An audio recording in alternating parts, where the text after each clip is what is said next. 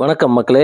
கடந்த சனிக்கிழமை மத்திய பட்ஜெட்டை பாராளுமன்றத்தில் நிதியமைச்சர் அவர்கள் தாக்கல் செஞ்சாங்க.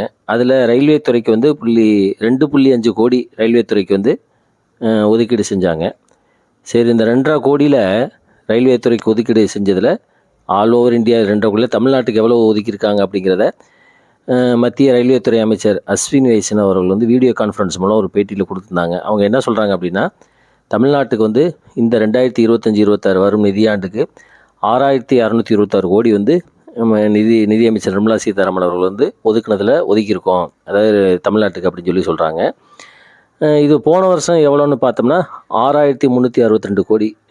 போன வருஷம் அதாவது 2024-25 6,362 கோடி.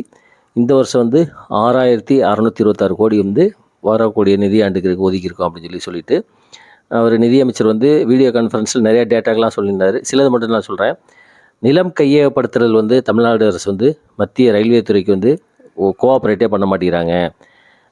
இது வரைக்கும் வந்து 25% தான் நிலம் கிடச்சிருக்கு. இன்னும் நிலம் கிடைக்காதனால நிறையா ப்ராஜெக்ட் பெண்டிங்கில் இருக்குது அப்படின்னு சொல்லிட்டு, அதுக்கப்புறம் என்ன சொல்கிறாங்க அப்படின்னா 2009-2014 ஆண்டு, அதாவது UPI 2 காங்கிரஸ் திமுக கூட்டணி அப்போ வந்து ரயில்வே துறைக்கு வந்து ரயில்வே துறை தமிழ்நாட்டுக்கு வந்து 879 கோடி தான் ஒதுக்குனாங்க அப்படின்னு சொல்லி, இப்போ வந்து நாங்கள் வந்து 6,226 கோடி, கிட்டத்தட்ட 7.5 மடங்கு நாங்கள் வந்து அதிகமாக தமிழ்நாட்டுக்கு ஒதுக்கியிருக்காங்க அப்படின்னு சொல்லி அஸ்வினி வைஷ்ணவ் வந்து சொல்லியிருக்காரு.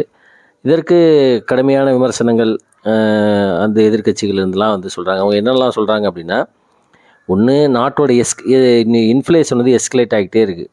ஒரு 10 வருஷத்துக்கு முன்னாடி செங்கல், ஜல்லி, லேண்ட்ஸ் வேல்யூ அதெல்லாம் பார்த்தீங்கன்னா அன்றைக்கி வந்து 100 இருந்துச்சுன்னா இன்றைக்கி வந்து 500, 1000 இருக்குது.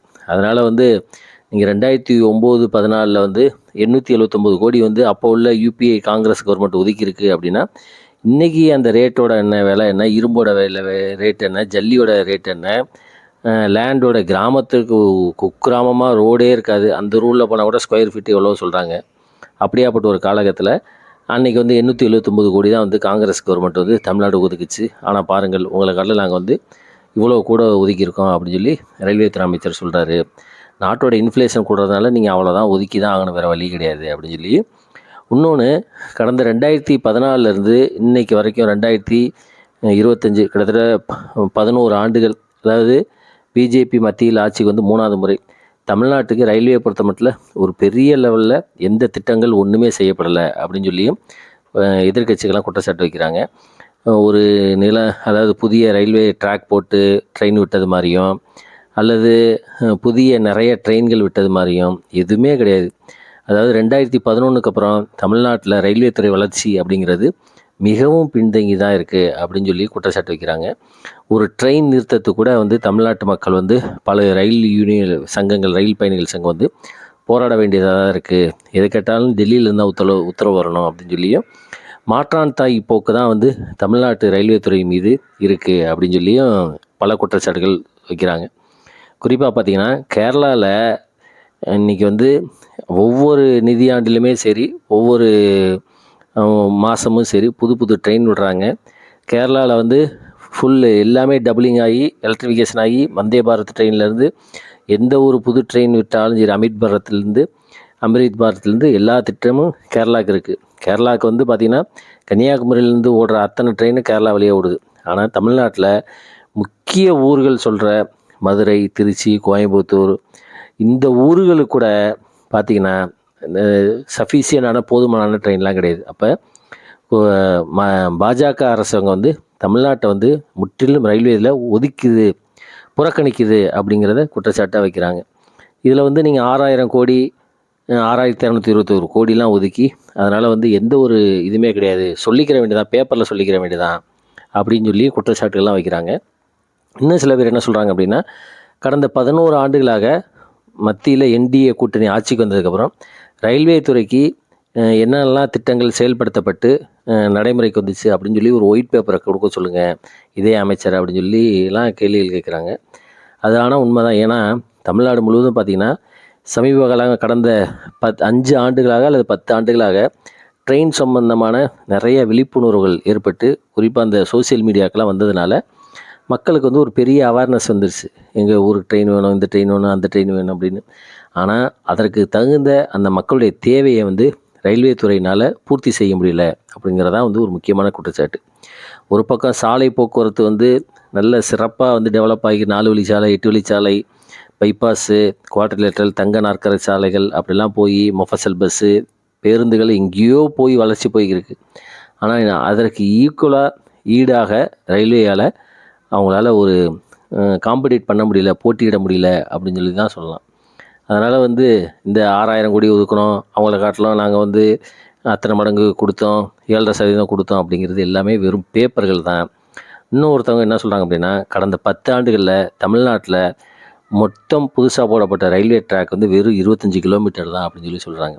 சரி, இது ஒரு புறம் இருக்குது அப்படின்னு பார்த்தீங்கன்னா, இன்னொரு புறம் இந்த பட்ஜெட்டு ரயில்வே நிதி ஒதுக்குறது அப்படின்னு பார்த்தீங்கன்னா, அதில் வந்து ஃபஸ்ட்டு எந்த மாநிலத்துக்கு வந்து அதிக நிதி ஒதுக்கியிருக்காங்க அப்படின்னு பார்த்தீங்கன்னா, ஃபஸ்ட்டு மராட்டியம், அதாவது மகாராஷ்டிரா, உத்தரப்பிரதேஷ், குஜராத், மத்திய பிரதேஷ், இப்படியே வந்தீங்கன்னா தமிழ்நாடு வந்து 13வது இடத்துல இருக்குது.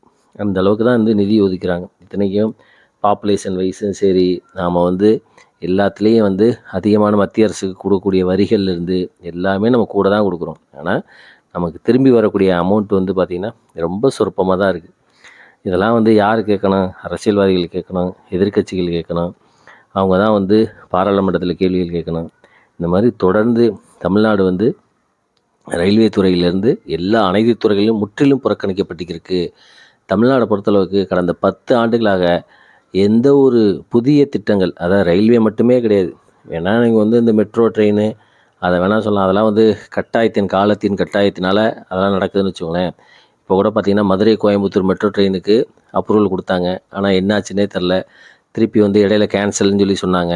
அதுக்கப்புறம் வந்து திருப்பி ஒரு டீட்டெயில்டு ப்ராஜெக்ட் போட்டு அனுப்புங்க அப்படின்னு சொல்லி சொன்னாங்க.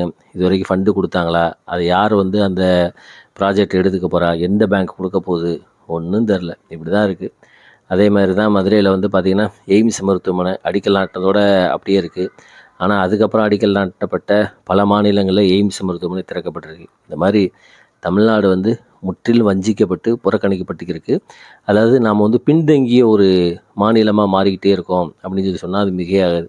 இப்போ நீங்கள் மகாராஷ்டிரா, குஜராத்து, இந்த கர்நாடகா அங்கெல்லாம் போய் பாருங்கள். சாலைகள்னாலும் சரி, சாலைகள்லாம் 8 வழிச்சாலை, 16 வழிச்சாலை அங்கெல்லாம் இருக்குது. ஆனால் தமிழ்நாட்டில் பாருங்கள், சாலைகள் ஒரு நெடுஞ்சாலத்தில் NHAI, தேசிய national highway authority of India, அவங்கெல்லாம் பார்த்திங்கன்னா ஒரு இருக்கிற இதில் டோல்கேட்டை வேணால் அதிகப்படுத்துகிறாங்களோ ஒழிய, இருக்கிற ஒரு சாலைகள் வந்து மோசமாகிட்டே இருக்குது. டோல் தான் அதிகமாகிருக்கு ஒழிய எந்த ஒரு புதிய திட்டங்களும் வந்து தமிழ்நாட்டுக்கு வர்றதே இல்லை.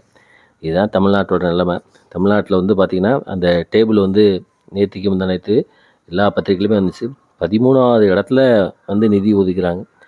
இதில் பார்த்திங்கன்னா எல்லா ட்ரெயினும் ஃபுல்லு அன்ரிசர்வ்டில் வந்து டெய்லி ஏதாவது ஒரு ப்ரீமியர் ட்ரெயின் வைகை, பல்லவன், இந்த மாதிரி பாண்டியன், அதில் வந்து அன்ரிசர்வ்லேருந்து கீழே வந்து சேர்த்துக்கிட்டு தான் இருக்கான். இப்போ தான் ரயில்வே வந்து அன்ரிசர்வ்டு கம்பார்ட்மெண்ட்டை நாங்கள் வந்து தயார் பண்ணிக்கிருக்கோம் அப்படின்னு. அந்தளவுக்கு நம்ம வந்து பின்னோக்கி தான் இருக்கிறோம். நம்ம வந்து விண்வெளிக்கு ஆள் அனுப்புகிறோம், விண்வெளியில் வந்து சேட்டலைட்டை இணைக்கிறோம், அடுத்து வந்து சந்திரனுக்கு வந்து நிலாவுக்கு ஆள் அனுப்புறதுக்கு ரெடி பண்ணிக்கிருக்கோம், சூரியனை ஆராய்ச்சி செய்கிறதுக்கு செயற்குழு அமைச்சிக்கிருக்கோம். ஆனால் இங்கே நிலத்தில் வாழக்கூடிய இந்த மனிதர்களுக்கு, அப்பாவி ஏழை மனிதர்களுக்கு, மிடில் கிளாஸ் பீப்புளுக்கு, அவனுக்கு வந்து ஒரு எளிமையான போக்குவரத்து எது அப்படின்னா இந்த ட்ரெயின் தான். அதை வந்து ஒரு ஹேசில் ஃப்ரீயாக அவன் வந்து எந்த விதமான இது இல்லாமல், பிரச்சனைகள் இல்லாமல் ஒரு ஃப்ரீயாக போகிற அளவுக்கு ட்ரெயின் இருக்கா அப்படின்னா கிடையவே கிடையாது. எப்போ புக் பண்ணாலும் சரி, பொங்கலுக்குன்னாலும் சரி, தீபாவளிக்குனாலும் சரி, புக் பண்ண அடுத்த 5 நிமிஷத்தில் அத்தனை ட்ரெயின் வந்து ஃபுல்லாகிடுது. அப்புறம் பார்த்திங்கன்னா ஸ்பெஷல் ட்ரெயினுக்காக நம்ம வந்து குத்த வச்சுட்டு உட்காந்துக்கிட்டே இருக்கணும். அந்த ட்ரெயின் எப்போ விடுவாங்கன்னு யாருக்குமே தெரியாது. இதுதான் ரயில்வே. இந்த மாதிரி தான் இருக்குது. இதில் வந்து இதுக்கு வந்து பார்த்திங்கன்னா ஒரு அறிக்கை, இது வந்து வெற்று பேப்பர்களில் தான் இருக்க ஒழிய, இவங்களை வந்து ஒரு ஒயிட் பேப்பர் சப்மிட் பண்ணி கடந்த 10 ஆண்டுகளில் ரயில்வேக்கு தமிழ்நாட்டுக்கு இவ்வளோ தூரம் ஒதுக்கியிருக்கோம், இவ்வளோ ப்ராஜெக்ட் செஞ்சு கொடுத்துருக்கோம் அப்படின்னு சொல்லுங்க பார்ப்போம். ஒன்றுமே இருக்காது. என்னத்தை கேட்குறது? நாமளும் அதை அப்படியே கேட்டுக்கிட்டே இருக்க வேண்டியதான், அறிக்கையில் வாசிக்கிட்டே இருக்க வேண்டியதான். போராட்டங்கள், மனு கொடுக்கறது, அமைச்சர்கள் லெட்ரு போடுறது, பார்லிமெண்ட்டில் குரல் எழுப்புறது, பார்லிமெண்ட்டில் கேள்வி கேட்குறது, நம்ம எம்பிகள் அதுக்கு ஒரு பதிலை சொல்கிறது, இப்படியே போக வேண்டியதான்.